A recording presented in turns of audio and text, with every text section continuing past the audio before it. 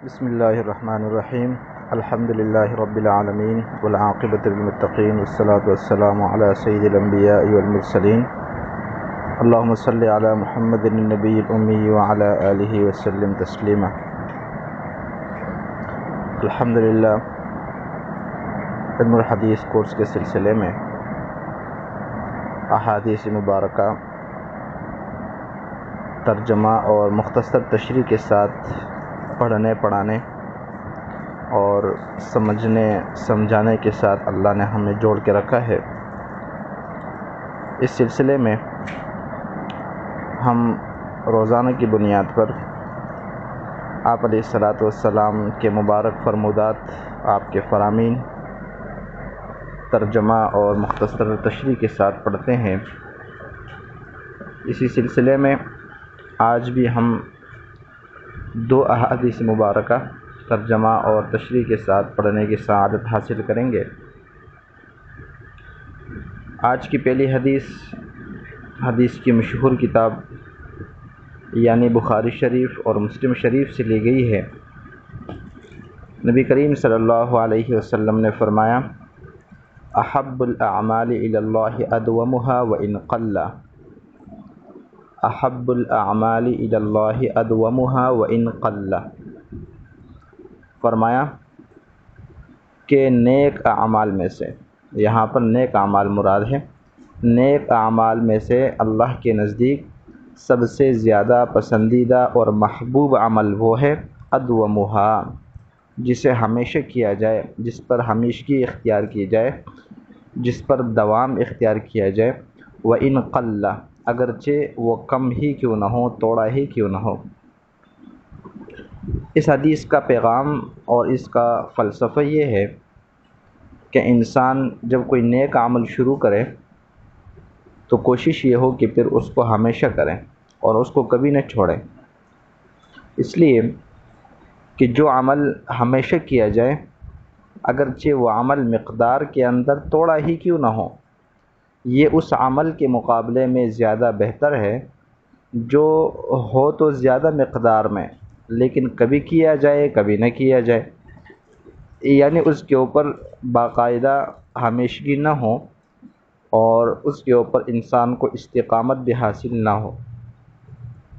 اس لیے نبی کریم صلی اللہ علیہ وسلم صحابہ کرام رضوان اللہ علیہم اجمعین سے فرمایا کرتے تھے کہ اعمال میں سے اتنے ہی اعمال کر لیا کرو جن اعمال کی تمہیں طاقت ہو۔ اور ظاہر سی بات ہے، انسان جب چھوٹے عمل کو، توڑے عمل کو، مختصر عمل کو کرتا ہے تو انسان کے لیے بوجھ کا باعث بھی نہیں بنتا اور اسے انسان ہمیشہ بھی کرتا ہے۔ اسی طرح ام المؤمنین عائشہ رضی اللہ تعالی عنہا سے جب نبی کریم صلی اللہ علیہ وسلم کے بابت پوچھا گیا کہ کیا آپ علیہ الصلاۃ والسلام کا کوئی مخصوص عمل تھا، تو عائشہ رضی اللہ تعالی عنہا نے فرمایا کہ نہیں، البتہ آپ علیہ الصلاۃ والسلام جب کسی عمل کو شروع فرماتے تو پھر ہمیشہ اس سے اختیار فرماتے تھے اور اسے چھوڑتے نہیں تھے۔ مثال کے طور پر ہم روزانہ کی بنیاد پر 2 رکعت نماز پڑھیں لیکن ہمیشہ پڑھیں، روزانہ ہم 10 روپے اللہ کے راستے میں صدقہ کریں لیکن ہمیشہ کریں، روزانہ ہم 1 پارے کی، آدھے پارے کی تلاوت کریں لیکن ہمیشہ کریں۔ یہ عمل اللہ کو زیادہ پسند ہے بجائے اس کے کہ ہم کسی رات میں یا کسی دن میں تو 100 رکعت پڑھ لیں اور پھر 2 دن، 3 دن، مہینہ، سال پوچھے بھی نہ۔ ہم ایک دن میں 5 پارے پڑھ لیں اور پھر ایک ہفتہ قرآن کو ہاتھ بھی نہ لگائے تو یہ عمل اللہ کو پسند نہیں ہے۔ پھر عمل وہ پسند ہے جو ہمیشہ کیا جائے۔ دوسری روایت آپ علیہ الصلاۃ والسلام نے فرمایا: افضل الصدقۃ ان تشبع کبدا جائعا، افضل الصدقۃ ان تشبع کبدا جائعا۔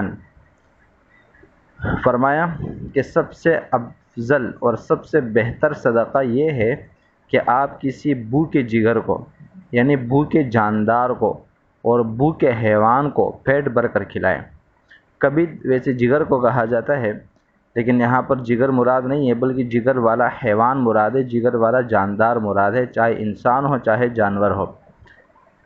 صدقہ کا مطلب یہ ہوتا ہے کہ انسان اللہ تعالیٰ کا قرب حاصل کرنے کے لیے اور ثواب حاصل کرنے کے لیے اس کے راستے میں کچھ خرچ کرتا ہے، اس کو صدقہ کہا جاتا ہے۔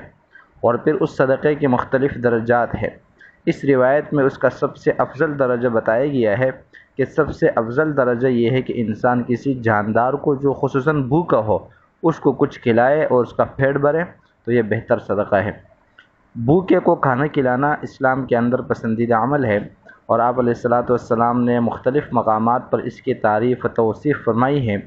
چنانچہ آپ علیہ الصلاۃ والسلام سے ایک موقع پر پوچھا گیا کہ یا رسول اللہ، اسلام کے اندر سب سے افضل عمل کون سا ہے؟ تو آپ علیہ الصلاۃ والسلام نے فرمایا کہ ان تطعم الطعام، کہ آپ کھانا کھلایا کریں۔ تو بھوکوں کو کھانا کھلانا اسے اسلام میں پسندیدہ عمل کہا گیا ہے۔ اور جیسے ہم سنتے رہتے ہیں کہ ایک خاتون تھی، وہ بڑی گنہگار تھی، اللہ تعالیٰ نے کس طرح ایک کتے کو پانی پلانے کی وجہ سے اس کو جو ہے وہ جنت کے اندر بھیج دیا، اور اس کی مغفرت فرما دی، اس کی بخشش فرما دی۔ اور کسی طرح ایک خاتون تھی،